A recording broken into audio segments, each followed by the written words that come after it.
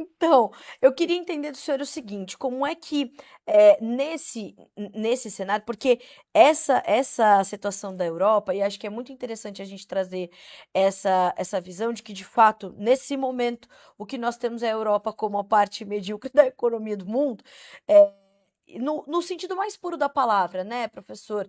Do mediano para baixo, né? Acho É, que isso é porque vê, importante. a China cresce, tudo bem, você pode duvidar de que tanto está crescendo, mas a China cresce a passos de 4, 5%. Sim, Estados Unidos cresceu 4,3%. Você vê que o mundo está crescendo. A Alemanha, em 2024, caiu 0,2%. Ou seja, exato. você não está crescendo mais do que 1%. Você não tem produtividade. Das 50 maiores empresas de tecnologia de informação, quatro são da Europa. E com o subsídio de gás que você tinha depois da Ucrânia, você usa gás para eletricidade, muitos países aumentaram a dívida pública. Por exemplo, Portugal, Itália, Grécia, Espanha. Espanha não chegou a 100% ainda. França já estão com uma dívida pública acima de 100% e vão ter que gastar mais ainda para atender o desejo de Trump que a defesa tem que ser pelo menos o gasto com defesa um pouquinho mais ou quase igual a 5% do PIB. Ou seja, altamente endividada, uma população que envelhece, não tem um endowment, ou seja, a dotação de pessoas que estão nascendo mais e pode contribuir, a produtividade não cresce e você está crescendo menos. Então você é o patinho feio do globo terrestre como região. Você não cresce muito e agora está sendo desafiado pelo xerife do mundo, que são os Estados Unidos, e a China fala: vocês que briguem aí, meu problema é aqui com Taiwan. E a Rússia fica de braços cruzados, fala: bom, se você pegar a Groenlândia, a Ucrânia, praticamente Luhansk, Donetsk, Zaporizhzhia, Kherson, Crimeia, é minha. E depois eu posso levantar meus olhos para a Polônia, porque já que a OTAN foi rasgada no meio, eu não vejo por que eu não posso tentar. Porque Trump já falava: eu não vou entrar numa guerra com a Rússia que poderia trazer uma terceira guerra mundial, por exemplo. Eu não vou entrar numa guerra com a Rússia se ele invadir Montenegro, porque Montenegro é muito pequeno. Ora, o que seria um país muito pequeno?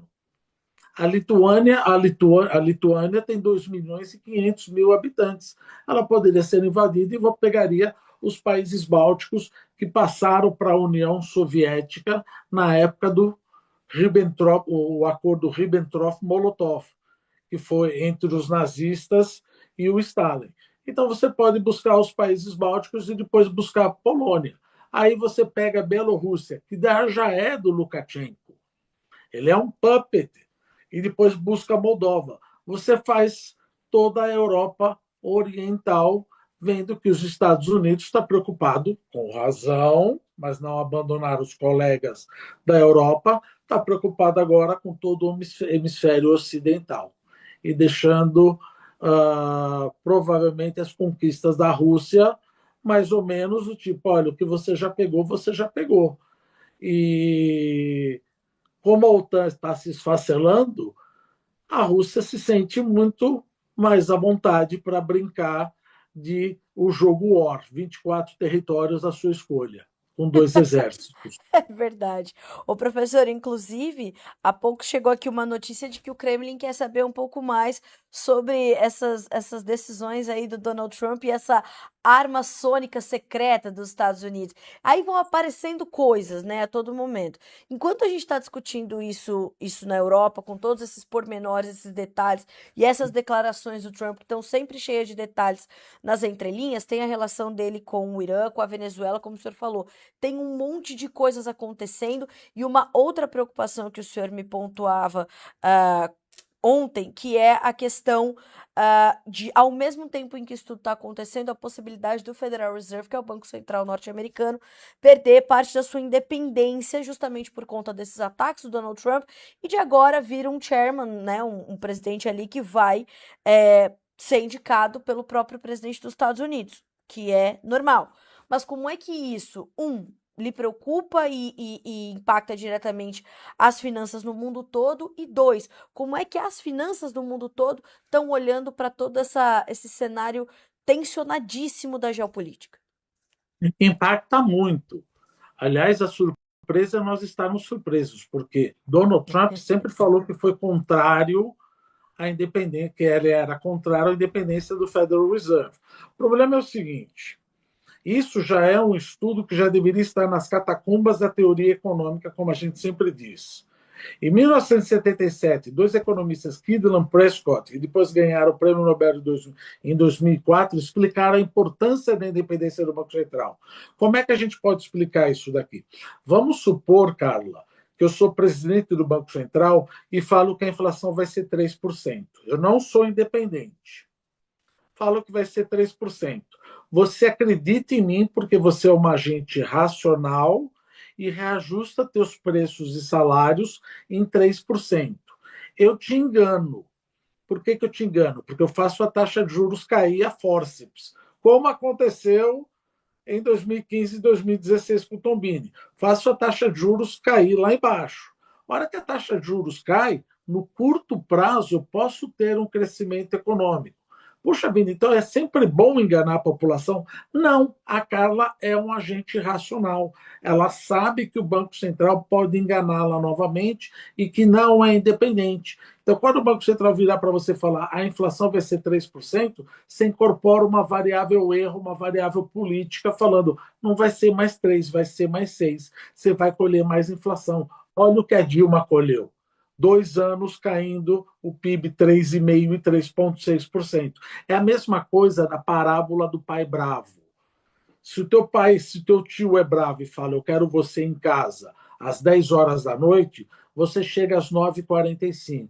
Se o teu tio não é bravo, ele é completamente leniente com a hora que você chega em casa, você chega às 11 horas e fala, Carla, trouxe o vinho. Você fala, qual é a credibilidade? Qual é a ancoragem das minhas expectativas que eu tenho que chegar a essa hora, ou a ancoragem das minhas expectativas inflacionárias? Fica completamente desancorada. Então, quando o Banco Central sofre esse ataque do Federal, do Trump, preocupa, porque ele pode perder, acho difícil, mas pode perder a independência, e se ele perde a independência, a taxa de juros acaba sendo determinada por viés político, e não viés econômico. Bom, o que isso tem a ver com o Brasil?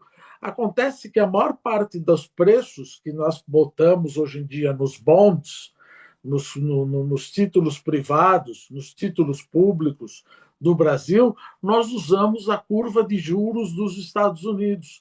Se essa for profanada, todos os títulos internacionais, corporativos e públicos, eles perdem uma bússola importantíssima, que é a taxa de juros dos Estados Unidos, que ela deixou de ser determinada tecnicamente para ser determinada politicamente.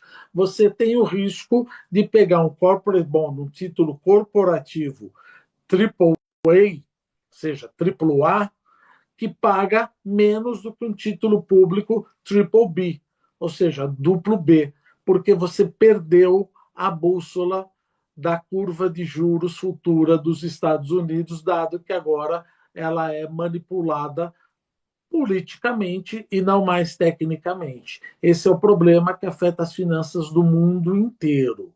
Não é o Brasil perder a independência do Banco Central. Claro, isso é um problemaço, mas o problema maior é os Estados Unidos perder a independência do Federal Reserve. Isso traz um problema mundial, porque o mundo perde a bússola para as finanças.